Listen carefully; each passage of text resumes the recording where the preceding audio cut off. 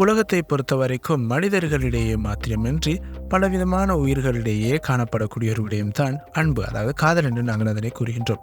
அப்படிப்பட்ட வினோதமான டேட்டிங் பழக்கங்களை கொண்டிருக்கக்கூடிய நாடுகளை வரிசையாக என்னென்ன விடயங்களில் அவர்கள் பிரிவுபடுகிறார்கள் என்று நாங்கள் இந்த வீடியோட பார்க்கலாம். This is your only one Tamil. மறக்காம இந்த வீடியோ லைக் பண்ணுங்க, ஷேர் பண்ணுங்க, சேனலை சப்ஸ்கிரைப் பண்ணுங்க. அந்த வகையிலே முதலாவது இருக்கிற நாடு தான் போலண்ட். போலண்ட் நாட்டை பொறுத்த வரைக்கும் ரொம்பவே வித்தியாசமான ஒரு விடயம் தான் இங்கே பழக்கத்திலிருந்து வருகின்றது. அதுதான் டிங்கஸ் தினத்தன்று, அதாவது டிங்கஸ் தினம் என்று ஒரு திருவிழா காணப்படுகின்றது.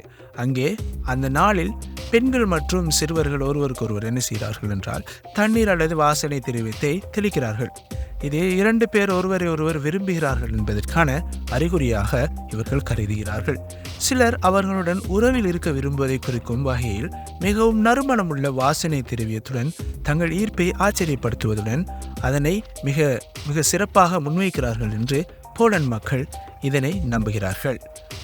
2வது இடத்தில் இருக்கும் நாடுதான் சைனா. ஆச்சரியம், வினோதம், விசித்திரம் போன்ற விடயங்களுக்கு பிரபலியமான நாடுதான் சைனா. ஏனைய நாடுகளை விட முற்றிலுமாக வேறுபட்டு காணப்படக்கூடிய, அதாவது இவ்வாறான விடயங்களில் வேறுபடக்கூடிய நாடாக இந்த சைனா காணப்படுகின்றது. சைனாவை பொறுத்த வரைக்கும் அங்கே சகோதரிகளின் உணவு திருவிழா, அதாவது சிஸ்டர்ஸ் மீல் ஃபெஸ்டிவல் அப்படின்று ஒரு திருவிழா கொண்டாடப்படுகிறது. அங்கே மியாவோ பெண்கள் தாம் விரும்பும் நபர்களுக்கு வண்ணமயமான அரிசிகளை கொடுக்கிறார்களாம். அந்த அரிசியின் கீழே மறைந்திருக்கும் விடயத்தை பொறுத்து தான் அவர்களுக்கான முடிவினை அவர்கள் முன்வைக்கிறார்கள். உதாரணமாக அந்த வண்ணமயமான அரிசிக்கு கீழே சாப்ஸ்டிக், அதாவது ஒரு சாப்ஸ்டிக் மாத்திரம் இருந்தால் அவனை மெதுவாக நிராகரிக்கிறாள் என்று அர்த்தமாம்.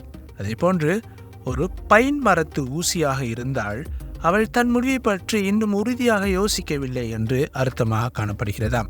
அதே போன்று மிக முக்கியமான விடயம்தான், அவ்வாறு தனக்கு அந்த மணமகன் பிடித்து விட்டான் என்றால் 2 சாப்ஸ்டிக்கை அந்த வண்ணமயமான அரிசியின் கீழே வைத்து தனது விருப்பத்தை ஆம் என்று கொழுப்பாக தெரிவிக்கிறாள் என்று அந்த நாட்டு மக்களால் நம்பப்படுகின்றது. இவ்வாறான காதல் விடயங்களிலும் கூட சைனா மிக வினோதமான, மிக வித்தியாசமாகத்தான் காணப்படுகின்றது. அதே போன்று 3வது இடத்தில் இருக்கும் நாடுதான் குரோஷியா. குரோஷியா மக்களிடையே காணப்படுகின்ற காதலை பார்த்தோமானால் மணமகன் தனது மணமகளுக்கு ஒரு ஒப்ளிஜே, என்ன ஒப்ளிஜே என்றால் அந்த நாட்டை பொறுத்த வரைக்கும் அப்பிள் என்ற கருத்தை கொடுக்கின்றது. அந்த ஆப்பிளின் உள்ளே ஒரு நாணயத்தை கொண்டு பரிசளிப்பார்கள். இந்த வகையில் ஒரு சாத்தியமான துணைக்கு திருமணத்தை முன்வடைவதற்கான ஒரு வழியாக காணப்படுகின்றதா. இது சற்று விசித்திரமாகத்தான் காணப்படுகின்றது. அதே போன்றுதான் 4வது இடத்தில் இருக்கின்ற நாடு இந்தோனேஷியா. ஆம், இந்தோனேஷியாவை பொறுத்த வரைக்கும் பாலி மக்கள் தங்களது பற்களை சீராக்கம் அல்லது தாக்கல் செய்கிறார்கள். தாக்கல் என்றால் உங்களுக்கு தெரிந்திருக்கும், பற்களை செம்மைப்படுத்தல், கூராக்குதல், தீட்டுதல் போன்ற கருத்தை நாம் இங்கே பயன்படுத்த முடியும்.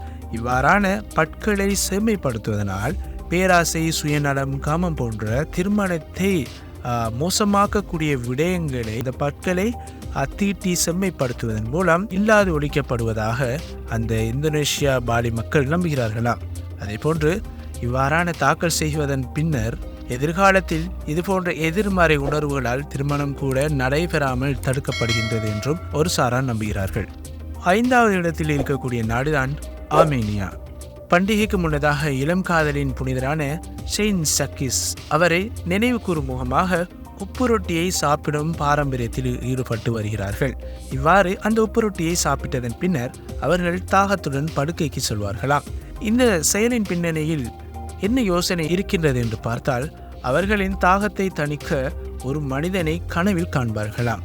அந்த மனிதன் தான் இவர்களுக்கு எதிர்கால துணைவனாக வரக்கூடிய சாத்தியம் காணப்படுவதாக இந்த ஆர்மேனிய பெண்கள் காதலின் வெளிப்பாடாக இந்த விடயத்தை நம்புகிறார்கள்.